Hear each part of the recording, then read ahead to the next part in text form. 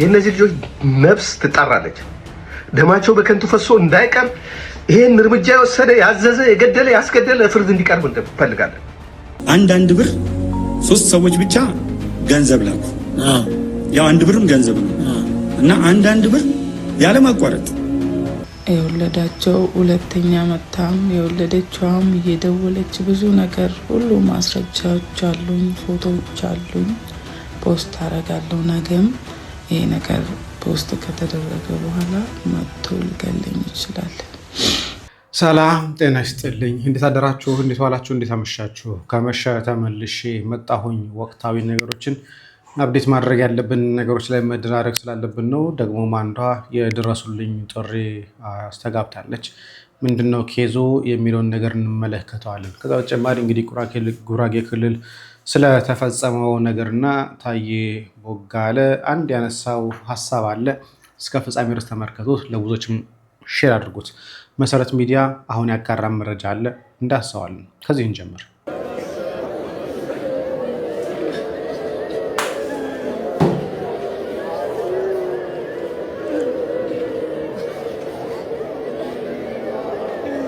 እንግዲህ ይሄ አክሱም ጽዮን ላይ እየተደረገ ያለ ምህላ ነው። ምህላው ካለቀ በኋላ እንባቸውን እያፈሰሱ ነው።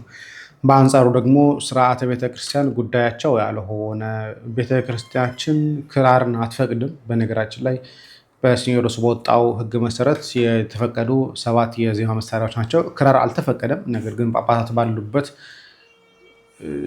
እየተደረገ ስለሆነ ቤቱ ራሳቸውን ካላስከበሩ፣ ሕግ ያወጡት ራሳቸው ካላከበሩት፣ ቀኖናዊ የሰሩት ራሳቸው ካላከበሩት ቀጣይ እንግዲህ ወዲህ አይነት የዜማ ስልት ነው የምንገባው። እንደምታዩት ትከሻ ላይ ተደርጎ ከዳንስ መለስ ያለ እንቅስቃሴ የምንቀራው ሽብሸባ ምኑም ነገር መድኃኔዓለም እየወቀው ብዙ ነገሮችን በነገሮች ላይ ስርዓት እያጡ ስርዓት እያሳጠራቸው ያሉት ማንም ሰው እየተነሰ እንደፈለገ የሚያደርግበት እንደፈለገ የዜማ ስልት የሚጠቀምበት እንደፈለገ ተነስቶ የራሱን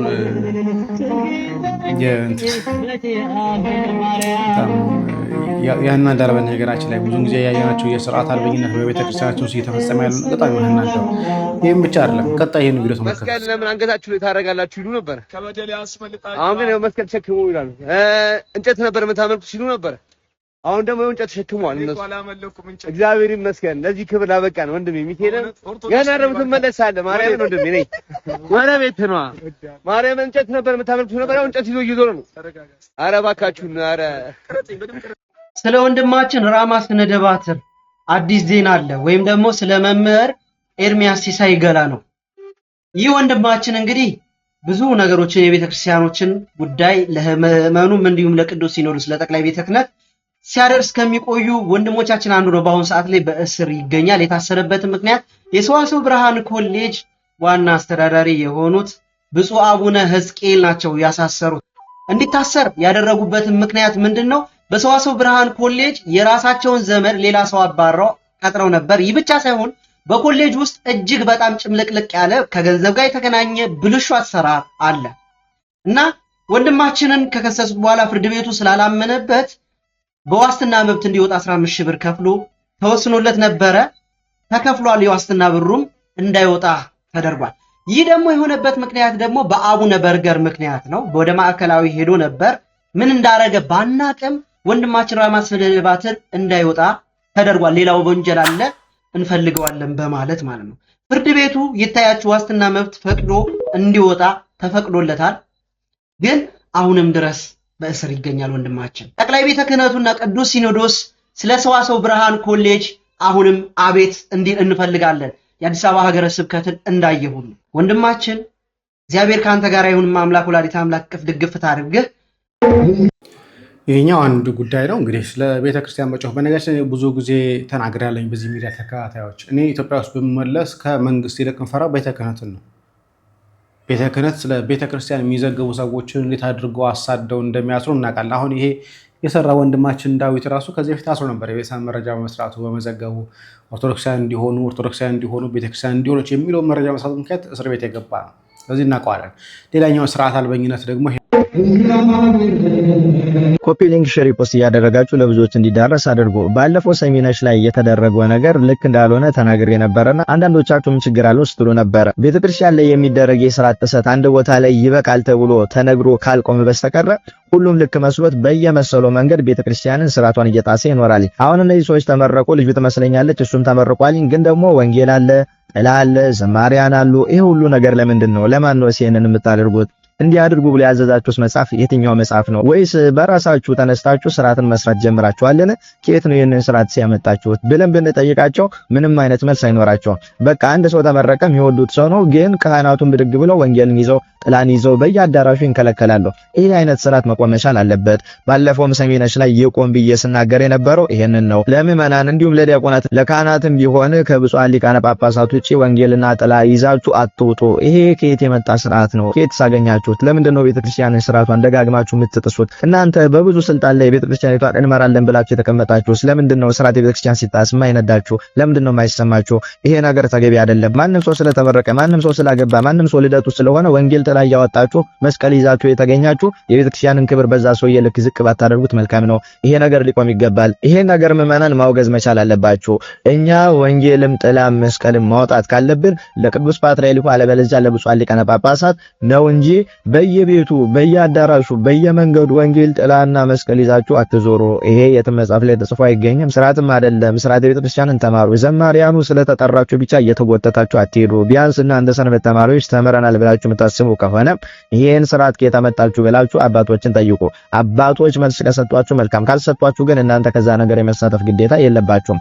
ምክንያቱም ይሄ ነገር የትም አይነት ቦታ ላይ ተጽፎ የማይገኝ ነው። እናንተም ቤተክርስቲያን ስርዓቷን እየጣሳችሁ ፍላጎታችሁን እያካሄዳችሁ ትገኛላችሁ። ለካህናቱ ቢሆን ደጋግሜ የማስተላልፈው መልእክት ቢኖር ተማሩ እባካችሁ። ዝም ብሎ ገብቶ አሐዱ አብ ቅዱስ ብሎ መቀደሱ፣ ዝም ብሎ ገብቶ ተንሶ ለጸሎት ብሎ መጮሁ አያጸድቃችሁም። እናንተ በመቀደሱ ቅዳሴ ንጹህ ሆኖ መጥቶ ቅዱስ ሥጋውን የተቀበለ ሊጸድቅበት ይችላል። ከና ኃጢአታችሁና የቤተክርስቲያንን ስርዓት እየጣሳችሁ ያንን ድርጊት ስለፈጸማችሁ ያንን ስራ ስለሰራችሁ ቅዳሴውን ስለቀደሳችሁ ብቻውን እናንተን አያጸድቃችሁም። ሌላውን ምዕመን ሊያጸድቅ ንጹህ ሆኖ ከመጣ ደግሞ ሊቀድሰው ይችላል። ስለዚህ ገብቶ መቀደሱ ብቻውን ዕውቀት እንዳይመስላችሁ። ይሄን አይነት ጥሰት አትፈጽሙ። ይሄ ሰውዬ ምንም አይነት ነገር ለቤተክርስቲያን ሊያደርግ ይችላል። በዚህ ልክ ግን ተመረቀ ብላችሁ እንደ አላዋቂዎች ጥላ ወንጌልና መስቀል ይዛችሁ ዘማሪያኑም ደግሞ ዝም ብላችሁ በየቦታው እንደ ጣዖት ገብታችሁ እየዘመራችሁ ስርዓተ ቤተክርስቲያንን አታፍርሱ። ለግለሰብ ቆማችሁ የምትዘምሩት ይሄን ስርዓት እየተመጣችሁ። ስለዚህ ይሄንን ነገር ብታቆሙት መልካም ነው። ኮፒ ሊንክ ሼር ፖስት እያደረጋችሁ ለብዙዎች እንዲዳረስ አድርጎ በኮሜንት ሐሳባችሁን ግለጡልኝ። ዲሲ ሪአክቲቭንም ደግሞ ገብታችሁ ሰብስክራይብ እንድታደርጉልኝ ጠይቃችኋለሁ። ይቆያል። እግዚአብሔር ይስጥልን። ወንድማችን ዲያቆን ሲራክን እግዚአብሔር ያክብርልን። ከቤተክርስቲያን ጋር አሁን ከአገልጋዮች ጋር በተገናኘ በነገራችን ላይ አሁን ላይ ብር ይከፈላቸው እንጂ የትም ሄደው የትም መጥተው ማገልገል የሚፈልጉ ሰዎች ናቸው። ብቻ ብር ይከፈላቸው፣ ብቻ ያገኙበት፣ ብቻ እነሱን ይጥቀም። ከዛ ውጭ ያለው ነገር ወደ ጎን መተው ነው። መሰረት ሚዲያ ከደቂቃዎች በፊት ያስነበበውን ጽሑፍ ላንብብላችሁ። የፖለቲከኛ እስረኞችን ከማይክራድ ጭፍጨፋ ፍርደኞች ጋር በይቅርታ አንድ ላይ ለመፍታት መታቀዱን ተቃውሞ አስነሳ ይላል ርዕሱ። ኦገስት 16 የወጣ ነው ዛሬ ማለት ነው። መሰረት ሚዲያ በአማራ ክልል የተቀሰቀሰው ግጭት ጋር በተያያዘ በማረሚያ ቤት ተይዘው የሚገኙ በርካታ የፖለቲከኛ እስረኞች ከመንግስት የቀረበላቸው የይቅርታ ሰነድ አንፈርም በማለት ጠንካራ ተቃውሞ ማቅረባቸውን መሰረት ሚዲያ መዘገቡ ይታወሳል። መንግስት የፖለቲካ ታሳሪዎችን ከ6 ዓመት በፊት የማይክራድ የተፈጸሙ ዘግናኝ የጅምላ ጭፍጨፋ ጋር በተያያዘ ሰብአዊ ፍጡር ላይ የሚፈጸም ወንጀል ወይም ክራይም አጌንስት ሂውማኒቲ በሚለው ማለት ነው የተከሰሱና የተፈረደባቸው አካላት ጋር በአንድ ላይ ተደባልቆ በይቅርታ ለመፍታት ማቀዱን ታሳሪዎችን አስቆጥቷል። የመሰረት ሚዲያ መረጃ ምንጮች እንደገለጹት የፖለቲከኛ እስረኞቹ ይህን ውሳኔ እጅግ ዘግናኝ የሆነ ግድያና ጭፍጨፋን ፈጽሞ ፍርድ ካገኙ ግለሰቦች ጋር እኩል ማሰለፍ በህዝቡ ዘንድ ተመሳሳይ እይታ እንዲታይና የወንጀሉ ተካፋይ አድርገው እንዲሳል ሆን ተብሎ የተሸረበ ሴራ ሲሉ አውግዘውታል ይላል። ታሳሪዎቹ የኢትዮጵያ ሰብአዊ መብቶች ኮሚሽን ኢሰመኮ ይህንን የይቅርታ ሀሳብ አዘጋጅቶ ለመንግስት ማቅረቡን በመግለጽ የኮሚሽኑ እርምጃ እጅግ እንዳዘናጋቸው፣ ተስፋ እንዳስቆረጣቸውም ተናግረዋል። መንግስት የሚመጣውን አዲስ ዓመት ከ1300 በላይ ሰዎችን በይቅርታ ለማስፈታት አቅዶ የይቅርታ ደብዳቤ እያስፈረመ ይገኛል። በህዝብ ተወካዮች ምክር ቤት አባል የነበሩት አቶ ክርስቲያን ታደለን ጨምሮ በርካቶች የቀረበላቸው አነጋጋሪ ይቅርታ ሰነድ ቢፈርሙም 30 የሚሆኑ ታዋቂ ፖለቲከኞች እስረኞች ግን አልፈርም በማለት ተቃውሞ ይዘዋል ይላል። ስለዚህ እነ ክርስቲያን ታደለ ፈርመዋል፣ ሌሎቹ ግን ከ30 በላይ ያሉ ሰዎች ግን አልፈረሙም እያለ ነው ያለው። የቀረበው የይቅርታ ሰነድ አወዛጋቢ ቃል የሚከተለውን ያካትታል። በአማራ ክልል ጽንፈኛው ቡድን የሚያደርገውን ትግል ላይ መሳተፌ ስህተት መሆኑን በማመን መንግስትንና ህዝቡን ይቅርታ ጠይቃለሁ። በክልሉ ለጠፉት የህይወት ለወደመው ንብረት ኃላፊነት ወስዳለሁ። ሁለተኛ እንዲህ ያለ ጸረ ሰላም ተግባር እንደማልሳተፍ ቃል እገባለሁ። ይህን አድርጌ ብገኝ መንግስት ማንኛውም እርምጃ እንዲወስድብኝ በፈቃዴ እፈርማለሁ የሚሉ ተካተውበታል። ይህንን በይቅርታ ሰነድ አንፈርምም ካሉት 30 ተሳታፊዎች መካከል አቶ ዮሐንስ ሀያለው መሰለኝ ሀያለው ነው የጻፉት፣ ዶክተር ወንደሰን አስፋው፣ ዶክተር ሲሳይ አወቀ፣ መስከረም አበራ፣ ጋዜጠኛ ጎበዜ ሲሳይ እና ጋዜጠኛ ዳዊት በጋሻው ይገኙበታል። እነዚህን ፊርማ የከለከሉ እስረኞች መንግስት ምን እናድርጋቸው የሚል ውይይት ያደረገበት እንደሚገኝ የተገለጸ ሲሆን በአሁኑ ወቅት በማረሚያ ቤት ከወትሮ የተለየ ጥብቅ ፍተሻ፣ የከፋ አያያዝ እየተደረገባቸው እንደሆነ ይገኛል።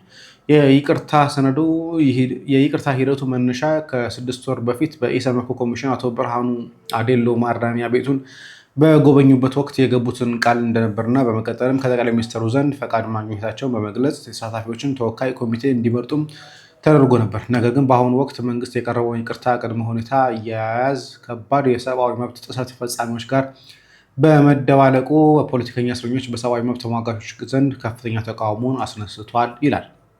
ስለዚህ እነኚህ የሚፈቱት ከማይክራድ ጋር ጭፍጨፋ ጋር በተገናኘ አብረው የታሰሩ ሰዎች አሉ፣ አብረው የተፈረደባቸው ሰዎች አሉ። ከነሱ ጋር እያይዞ እኛን መቁጠርና መልቀቁ መልእክቱ ሌላ ነው፣ አደገኛ ነው። ከነሱ እኩል ከነዛ ጨፍጫፊዎች እኩል አብረን እንድንታይ እያደረገ ነው።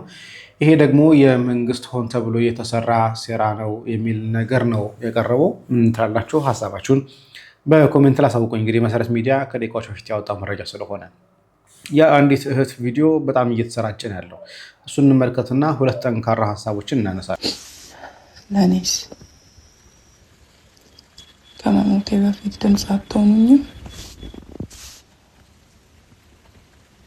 በጣም ብዙ ነገር ቢደርስብኝም ጠንክሬ ለመቆም ታግያለሁ፣ እየቆምኩኝም ነው። ግን አሁን ለህይወቴም ስለሰጋው ያው የተደረገብኝ ነገር በጣም ከባባድ ነገር ቢሆንም ዛሬም ቆሜያለሁ ጠንክሬ። ግን አሁን ደግሞ ራሱ ሳይገለኝ ለኔስ ድምፅ አትሆኑኝም? ላይም ሲያገባ ስሰማ በልጅ ተዛምደናል ብዬ ለማለፍ ሞከርኩኝ። ገርማቸው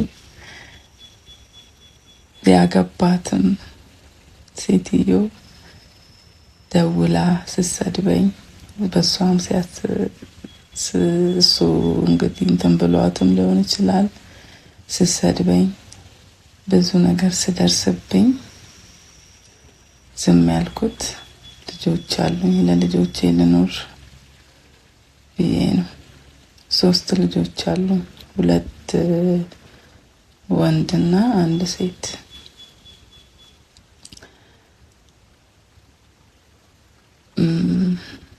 እንግዲህ እኔ ባል ነው ብዬ ነበረ እስከ ዛሬ የኖርኩት። ለእኔም ድምፅ እንድትሆኑኝ ይፈልጋለሁ። አሁንም ምን እያቀደብኝ እንደሆነ አላውቅም። ማለት በጣም አስጊ ሁኔታ ላይ ነኝ። በጣም ሁሉንም ማስረጃ እዚህ ላይ ፖስት አድርጌ ማስቀመጥ ስለፈለግኩኝ ነው። አላለቅስም። አልቅሼ በጣም ብዙ ነገሮኜ ጨርሻለሁ። በጣም ታግሼ፣ በጣም የጥንካሬን ጥግ፣ በጣም የትዕግስት ጥግ አሳይቼ ነው እዚህ ላይ ያወጣሁት። ነገም ብሞት ይቀራል ሁሉም ነገር። ይሄንንም ቪዲዮ ፖስት ባላረግም ሊገለኝ ይችላል። ምክንያቱም አሁን አልፈልግም ብዬ የሴቶች የህፃናት ጉዳይ ሄጄ አመልክቼ ብዙ ነገር አርጌ እንድንለያይ እኔ ጋር እንዳይደርስ ስላረኩኝ ምን እያቀደብኝ እንደሆነ አላውቅም። ብቻዬን ነው የምኖረው ከ3 ልጆች ጋር ከቤተሰቦቼ ርቄያለሁ። ብዙ በቃ ብቸኛ ሆኛለሁ ማለት እሱ ባገኘው ክፍተት ባገኘው ማስረጃ እኔን ለመጉዳት ይሞክራል። አሁንም በቃ ያው የሰው ህይወት ላይ ክፍተት አይጠፋምና ያቺን ክፍተት ተጠቅሞ ሊለኝ ይችላል። ይሄንን ያደረገብኝ የድንቁ ደያስ ልጅ ነው። 3 ልጅ ወልደናል። ከኔ ውጭም ከሌላ ሴቶች ወልዷል። እኔ የመጀመሪያው ነኝ። ከዛ በኋላ የወለዳቸው ሁለተኛ መታም የወለደችዋም እየደወለች ብዙ ነገር ሁሉ ማስረጃዎች አሉኝ፣ ፎቶዎች አሉኝ። ፖስት አረጋለሁ። ነገም ይሄ ነገር ፖስት ከተደረገ በኋላ መጥቶ ሊገለኝ ይችላል። ለኔም ከመሞቴ በፊት ድምፁ ነው ህይወቴን ታደጓት። ምንም አሁን በሱ ነው የምተዳደረው። ግን እሱንም በጣም ለልጆቹ መመግበውን እንኳን በቃ እየለመንኩ እባክህ ያስፈልጋል እባክህ እንደዚህ አድርግ እያልኩ ነው እየለመንኩ የምኖረውና በጣም አስጊ ሁኔታ ላይ ነኝ። የተማርኩ ሰው ነኝ። ተምሬ ግን ምንም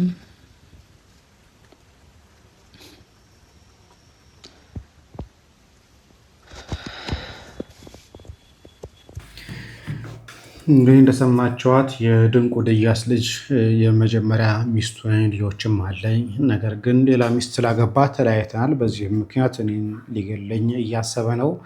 ደግሞም ማስፈራሪያ ሚስቱም ጭምር እየደወለች እንዲህ እያደረገች ነው እና በመንግስት አካላት እባካችሁ ታደጉኝ፣ ነገሩ ካለፈ በኋላ የሚል ነገር ነው እያነሳች ያለችው። እንደዚህ አይነት ነገሮች ከሁለት አንጻር በጣም ጥንቃቄ ይሻላል። አንደኛ ራሷ ባለቤቷ ነች ወታ እየተናገረች ያለችው ድረሱ እያለች ያለችው። በኋላ ህይወቷን ካጠፋቸው ደግሞ ከጠፋ በኋላ ተረባርበን ነበር፣ እንዲህ ሞክራ ነበር፣ ቪዲዮ ኮለቃ ነበር፣ የሚሰማ ታጣ እንጂ ከሚባል በጊዜ ተደርሶ እሱንም እሷንም ቁጭ አድርጎ የህግ አካላት ማነጋገርና እግድ የሚጣልም ከሆነ እንዳይደርስባት የሚል እግድ የሚጣል ከሆነ ሬስትሪክሽን የሚኖረው ከሆነ በአግባቡ መነጋገር ነው እንጂ ችግሩ ካለፈ በኋላ ብዙ ነገር ከተበላሸ በኋላ መጨቃጨቁ ያን ያህል ተገቢ ነው ብዬ አላስብም። መድረስ ባለበት ሰዓት ላይ የመንግስት አካላት የሚደርሱ ከሆነ ብዬ ነው እንጂ እኔ እርግጠኛ አይደለሁም። ራሷ የተናገረችው ነገር ይዤ ላቀርብ በሚል ነገር ነው። ታዬ አንድ ቁጭት ገጥሞታል። ብር እርዱኝ ብሎ ነበር። ነገር ግን የረዱት ሰዎች በጣም በሚያስቅ ሁኔታ ጥሩ አይደለም ምላሽ ያገኙት። እንደምታየው ያው ዘመቻው ላይ የባንክ አካውንቱን ባሳየ ራሱ ደስ ይለኛል። ብዙ ገባሉት ብር ግን ታዲያ እንደዛ አድርገው አንድ ብር 3 ሰዎች ብቻ ገንዘብ ላኩ። ያው አንድ ብርም ገንዘብ ነው እና አንድ ብር ያለማቋረጥ አንድ ብር 0.01 የምትለካ በባንክ ይላካል። 0.01 ሁሉ አላሳያል እና ምንድነው የጋራ የሆነ ውስጣዊ ዘመቻ እንዳላቸው ታውቃለህ። በእቅድ ካልሆነ በስተቀር በዚህ ደረጃ 3 ሰዎች በስተቀር በሙሉ የላኩት 2 ብር 1 ብር 5 ብር ነው። 4 ሰዎች 10 ብር እንደዚህ ተከፋይ ሆነዋል ስለተባለ ነው እኮ። ምን አለ መሰለህ እውነት ነው የምንነጋገረው አይደል? እንኳን ሊከፍለኝ ቀርቦ ታዬ ቦጋ ለምንሰራው ስራ አሪፍ ነው መልካም ነው ያለኝ ሰው የለም። አንድ ቀን አድዋ ሙዚየም ሪሜኪንግ ኦፍ አዲስ አበባ የሚል ጥናት እንግሊዝ ሀገር ያሉ 2 ፕሮፌሰሮች እና አንድ እንግሊዝ ሀገር የተማረ ኢትዮጵያዊ ፕሮፌሰር ሲል ደብዳቤ በጓደኛ አማካኝነት ደረሰ። ኦንሊ እንኳን ሊከፍሉኝ እንኳን ቢከፍሉኝ እኮ ታዘቡ የሚከፍሉኝ ሰዎች ይሄ ሰው በቃ ስብናው እኮ የወረደ ነው እየከፈል ነው ይህን ነገር አመቻችተንለት እንዴት አልተከፈለኝም ይላል ሲሉ እኮ ሰው በጣም ይንቃል። ማለት የሚከፍሉኝ ከሆነ ቢያንስ 2-3 ሰው ያውቃል። ከዛ ደግሞ ብዙ ሰው ያውቃል ኢትዮጵያ። ስለዚህ ምንድነው የሚሆነው? ወደ ውርደት ውስጥ ነው ሊከፍሉኝ እኔ መኖረው ኑሮ ወደ አጠቃላይ ህይወት ከመጣ ሌላ ነገር። ለምሳሌ እኔ ኖረው የነበረው ሰፈሬን ታውቀዋል፣ ተገናኝተን እናውቃለን። ኮምፓውንድ ግቢ ውስጥ ለብቻው ግቢ ያለ አሁን ያለውበት ቤት የለቀቁትን ሳሎን ልክ ለጎረቤቶች በሙሉ ባለ መኝታ ክፍሎች ነው የተሰጠው። ይገባቸዋል። ሙሉ ግቢ ነበራቸው። እንዳሉሽ 2-3 ሆነው የሚኖሩት ሰጥቷቸዋል። ለብቻ ግቢ ነው ክፍሎች ኖሩት። የቤተሰብ ቁጥር አስመዝግቤ የተሰጠችኝ ስቱዲዮ ናት። ምትክ ነው ነበር። ምን ብለው ነው የጻፉት? የቦጋለ ለሚሰራው ስራ ስለሚያዝ ኢትዮጵያ ውስጥ መጥቶ ስቱዲዮ ሰጠው። አንደኛ ከሰፈሪ ሰዎች ጋር ስታወዳደር በርቀት የኔ ነው መጨረሻ ዘመዶች አጠገብ እንዳንመለስ የመጨረሻው ነው። ኦሮሚያንና አዲስ አበባ የሚለየው ቦታ ነው። ሁለተኛ ወደ ላይ ፎቅ ላይ በጣም ከፍተኛ ወደ እግዚአብሔር እንድቀርብ አስበው ሊሆን ይችላል። እኔ ብቻ ነኝ። ስለዚህ በሁሉም መንገድ ነው፣ በአንድ መንገድ አይደለም፣ በሁሉም መንገድ ተጎድቼ እያለ ምትኩ ተገቢ አይደለም። ግን ብሄድ አልኩኝ እኔ አንዳንዴ ይሄ የሚይዝ ነገር አለ። ብሄድ አሁን አይ መንግስትን ደገፍኩ ብሎ ነው የሚል ነው ብዬ እኮ መብቴን እንኳን አልጠየቅኩም። ጎረቤቶች ሁሉ አግኝተው እኔ ምንድነው በአማርኛም ይባላል የማርያም ጠላት ነኝ ብዬ ማመልከት እችላለሁ። ግን እሱን እንኳን ፈርቼ ባላመለከትኩ ትራንስፖርት እየተሰቃየሁ ማለት ይችላል። እየተሰቃየሁ በምንቀሳቀስበት ሁኔታ ውስጥ ሚዲያዎች ብዙ ጊዜ ይጽፋሉ። እኔ ሚዲያ ነው 326,000 ምናምን ተከታይ አለው። ለኔ ሚዲያ ነው። ሁሉም የግል ሚዲያዎች አብዛኞቹ ያለማጋነን 95%ቱ ባንክ አካውንት ይጽፋሉ። በምን ይንቀሳቀሳሉ? አለበለዚያ ስቱዲዮ ክፍያ አለ፣ የሰራተኞች ክፍያ አለ፣ ብዙ ነገሮች አሉ። እኔ ደግሞ ለምሰራው ሰርቪስ 18-15 ዓመት ቆይቻለሁ። ስለዚህ ለዚህ ድጋፍ የሚል ነገር ጠየቁ። ብዙ ዓላማዎች አሉት። አንደኛው እውነትም ምንም ነገር እንደሌለኝ በተጨባጭ ማሳየት ነው። ለምን 8 ወር ስራ አልሰራም። አሁን ወደ መንግስት ልመለስ ብትል ለጡረታ አይቀረኝ 10 ወር ነው። አይቀበልም። ትምህርት ሚኒስቴር ባወጣው ህግ አንድ ሰው ከዛ ወጥቶ 6 ወር ምናምን ከቆየ አይቀበሉም፣ ድጋሜ አይቀበሉኝም። ሁለተኛ የምሰራባቸው ዩኒቨርሲቲዎች ነበሩ። እነሱ ቤት አሁን እነዛ ዩኒቨርሲቲዎች አይቀበሉኝም። ብዙ ነገሮች አሉ። ከዚህ ከፖለቲካ ጋር ተያይዞ የምትጎዳው ነገር አለ እንጂ እኔ ህይወቴን በሙሉ ትርፍ ሰዓት እያስተማርኩ ነው። ከጉለሌ ቃሊቲ እየተመላለስኩ እዚያ አስተምር ነበር። ቦሌ ሃይ ስኩል ሁሉንም አመታት ቅዳሜ በዓል ከሌለ ከ2 ሰዓት እስከ 6 ሰዓት ያለ እረፍት 4 ሰዓት ተማሪ አዳራሽ ሞልቶ ሁሉም ክፍል ተማሪ ይማር ነበር። የማታ ተማሪ ደግሞ ከ10 እስከ ምሽቱ 1 ሰዓት ይማር ነበር። 7 ሰዓት በቀን አስተምር በነፃ ኢቭን እየተውኩ ሌላ ቦታ ፓርታይም የምሰራበት ብዙ ቦታ ፓርታይም ሰርቻለሁ። የታለውን መደበኛውን ማስ ዩኒቨርሲቲ 14 ዓመት፣ ኪያሚድ ሜዲካል ኮሌጅ፣ ፔስክ ኢንፎርሜሽን ኮሌጅ፣ ኒው አቢሲኒያ ኮሌጅ፣ አይቤክስ ኮሌጅ፣ አዲስ ኢንተርናሽናል አካዳሚ፣ ብሪቲሽ ኢንተርናሽናል ስኩል፣ በጣም በርካታ ቦታዎች ትርፍ ሰዓት ሰርቻለሁ። እንኳን የስራ ላይ ልረግም ቀርቶ በነፃ ሁሉ ላስተምር በነፃ ስልጠና ልስጥ ነው የምለው። እና ይሄ ሆኖ እያለ ምንድነው ዘመቻው እንደምታየው ያው ዘመቻው ላይ የባንክ አካውንቱን ባሳየ ራሱ ደስ ይለኛል። ብዙ ገባሉት ብር ግን ታዲያ እንደዛ አድርገው አንድ ብር 3 ሰዎች ብቻ ገንዘብ ላኩ። ያው 1 ብርም ገንዘብ ነው እና አንድ ብር ለማቋረጥ 1 ብር 0.01 የምትለካ በባንክ ይላካል። 0.01 ሁሉ አላሳይሃለሁ እና ምንድነው የጋራ የሆነ ይሄ ውስጣዊ ዘመቻ እንዳላቸው ታውቃለህ። በእቅድ ካልሆነ በስተቀር በዚህ ደረጃ 3 ሰዎች በስተቀር በሙሉ የላኩት 2 ብር 1 ብር 5 ብር ነው። 4 ሰዎች 10 ብር እንደዚህ። ያው እንግዲህ ሰው አይጥላህ። በነገራችን ላይ ሰው አይጥላህ። ሰው ከጠላህ ምንም ነገር ከማድረግ ወደኋላ የለም። ስለዚህ መጀመሪያውኑ ጥንቃቄ ማድረግ ያለበት ሰው እንዳይጠላው መጠንቀቅ ነው። በአግባቡ ስራ መስራት ያለበትን ነገር መስራት አለበት። ከማህበረሰብ ጎን ግን ካልቆምክና ማህበረሰቡን የምትቃወም ከሆነ ግን የሚደርስብህ እንደዛ ነው። ስለዚህ አንዳንድ ብሩን አይቻለሁ። አንዳንድ ሰዎች የላኩትን ስክሪንሻት ጭምር ሳይ ነበር እኔ ራሴ። ሰላም፣ እንዴት ናችሁ?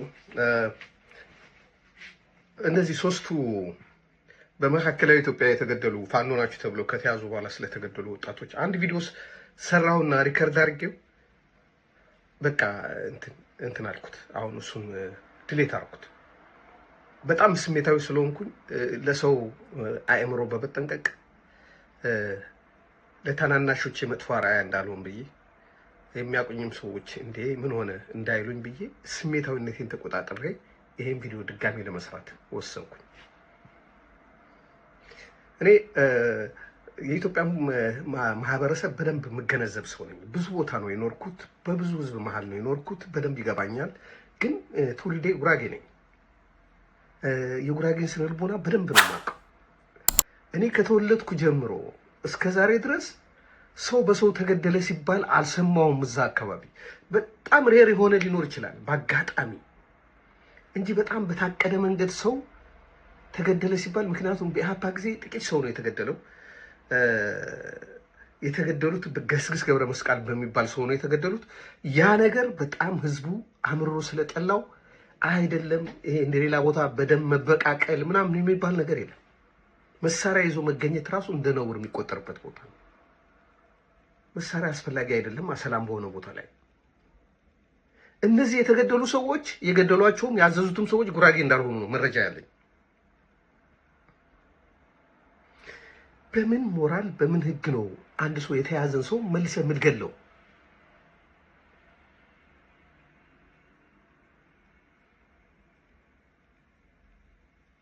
ብሔሩን ለይተህ ወይ ፋኖ ነህ ብለህ ወይ ኦነግ ነህ ብለህ ወይ የሆነ ነገር ነው ብለህ ሰው ከያዝከው ካሰርከው በኋላ ለህግ ታቀርበዋለህ እንጂ እንዴት ትገለዋለህ? ያውም መካከለኛ ኢትዮጵያ። የሰሞኑ የአዲስ አበባ ጉዳይ ለማስቀየስ የተደረገ ነገር ነው። ሰዎች ደማቸው ይፈሳል በከንቱ የወሬ አጀንዳ ማስቀየሪያ ለማድረግ የሚደረግ ሙከራ ነው። ልንገራችሁ፣ ጉራጌ አማራ ጥላቻ የለበትም። በጣም እንድታውቁት የምፈልገው ነገር ሂዱ ጉራጌ ሀገር የ3 ዓመት የ4 ዓመት ልጅ በአማርኛ ነው የሚያናግርህ። አማራ አይደለሁም ብሎም አያስብም።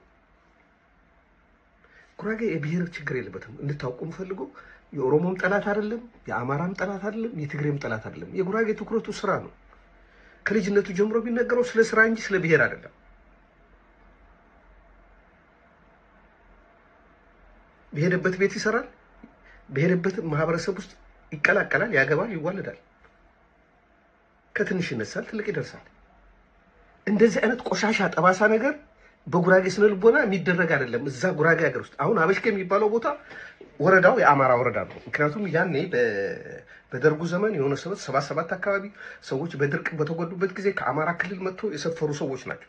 ግን እነሱ ሰዎች ከህዝቡ ጋር በጣም የተዋሃዱ የሚጋቡ የሚዋለዱ ህዝቡ የሚያከብራቸው ህዝቡ የሚያከብሩ አማራንንም አይሉም። እነሱ ማለት አያስፈልጋቸውም። ማንም አማራ ናችሁ ወይም ጉራጌ አይደለህም የሚላቸው ስለሌለ ያ ፊሊንግ የለም። እዛ ቦታ በጣም ተስማምቶ የሚኖር ህዝብ ነው። ጉራጌኛ ይችላሉ፣ ይናገራሉ።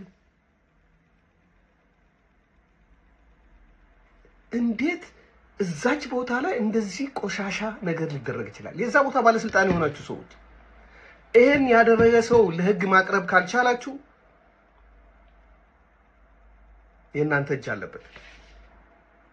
ክልላችሁ ማስተዳደር ማትችሉ ከሆነ አሁንም ከሌላ ክልል የምትታዘዙ ከሆነ ገዳዮች ከሌላ ክልል መጥተው እናንተ መሬት ላይ ደም የሚያፈሱ ከሆነ ለፈሰሰው ደም እኮ ነፍስ የምትጣራው እናንተ መሬት ላይ ነው። እዳው የሚከፈለው በእናንተ መሬት ላይ ነው። ለተደረገው ግፍ ደሙ የፈሰሰበት ቦታ ነፍስ ትጣራለች። ስልጣን ዘላለማዊ አይደለም። ስልጣናችሁን ልቀቁ፣ ተውት። በትክክል ማስተዳደር ማትችሉ ከሆነ በሰላም አካባቢያችሁ መምራት ማትችሉ ከሆነ ሰው ሳይገደል በሰላም መምራት ማትችሉ ከሆነ ተውት። ገበሬ መሆን ካለባችሁ ገበሬ ሆኑ፣ መምህር ከሆናችሁ መምህር ሆኑ፣ ወይ ተውት። የዓለም መጨረሻ አይደለም። ስም ነው የሚቀርባችሁ። የተገደሉት ወንድሞቼ ለእኔ ወንድሞቼ ናቸው። አማራ ወንድሜ ነው፣ ኦሮሞ ወንድሜ ነው፣ ትግሬ ወንድሜ ነው። ማንም ሰው ሲገደል አይደለም የሀገሬ ሰው የሌላ ሀገርም ሰው በግፍ ሲገደል ያንገበግበኛል። በእነዚህ ሰዎች ላይ እጃቸውን ያነሱ ሰዎች በአስቸኳይ ለፍርድ አቅርቡልን። ካልሆነ ሰላማዊ ሰልፎችን፣ አመጾችን እናበረታታለን እዛች አካባቢ። ምክንያቱም በህዝቡ ስም ሊነገድ አይገባም። ይሄን ነገር ኖ ካላለ ሌላ ክልል ላይ እንደሆነው ነው የሚሆነው። ማንም መጥቶ እዛ ሰው እየገደለ የዛ ማህበረሰብ ስም የሚጠፋበት ምክንያት የለም። ያዘዙ ሰዎች እነማን ናቸው? እኔ አውቃለሁ፣ ግን እናንተ ይፋ ማድረግ አለባችሁ። ያ ሰውዬ የጸጥታ ምናምን ኃላፊ ነኝ የሚል ሰው ፋኖ ስለነበሩ እርምጃ ወሰድንባቸው ያለው ሰውዬ በመጀመሪያ መንጠልጠል ያለበት እሱ ነው። ፋኖ ከሆነ ያደረገውን ነገር እንትን ብለህ ለህግ ታቀርበዋለህ እንጂ አደባባይ ላይ ልትረሽ ነው። ማነው ስልጣን የሰጠ በሰው ህይወት ላይ? ነገሽ ፋኔ ድል ቀንቶት አሸንፎ ሲመጣ ምን ልትል ነው አንተ? በዚህ ጉዳይ ይኸውላችሁ መንግስት ሁሉ ይወድቃል። ይህን ማወቅ አለባችሁ። ዘላለማዊ መንግስት የለም። የእግዚአብሔር መንግስት ብቻ ነው ዘላለማዊ። ዋጋ ትከፍላለህ እያንዳንድ በሰራኸው ግፍ።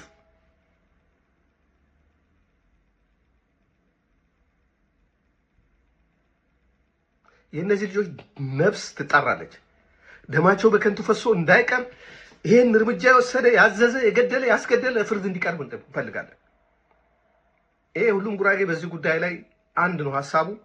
ሁላችሁም ይሄን መጥፎ ነገር መቃወም ካልቻላችሁ በየቦታው ተበትኖ የሚኖር ህዝብ ነው።